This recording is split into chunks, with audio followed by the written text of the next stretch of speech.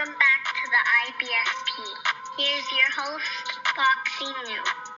Jaime Munguia is a very dangerous fight for David Benavidez. And look, let's break it down honestly and objectively as possible.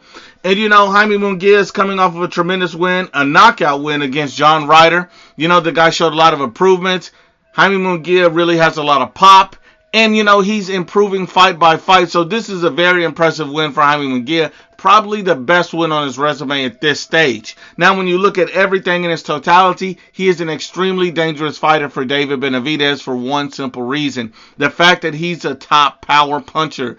David Benavidez, we've already seen him hurt and dropped by a journeyman. His biggest two wins against Caleb Plant and Demetrius Andre, those guys are not punchers. Those guys could not hurt a fly. So at the end of the day, you didn't expect David Benavidez to feel anything fighting those guys, to ever hit the canvas, and to ever be hurt or broke down. Yes, he was dropped by a journeyman, but Plant and Andrade do not have power. That's the one thing Munguia does possess, and he could hurt David Benavidez, and that's what makes him dangerous to Benavidez. Benavidez defensively has a lot of holes, but at the same time, Munguia defensively has a lot of holes. So that's a fight that you could literally see going either way based on who lands first, who's able to land more often, who's more efficient, those type of things. I would still edge David Benavidez in a potential fight. Why would I edge David Benavidez? Because he's basically a heavyweight at 168. I mean, think about it. The guy's massive for the division. He has the ability to put on an incredible amount of weight, and he's bigger than everybody by a lot.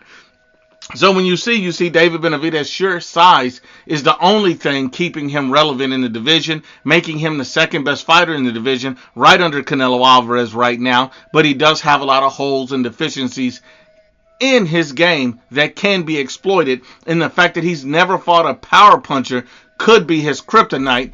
And that's what makes Jaime Munguia a dangerous fighter for David Benavidez.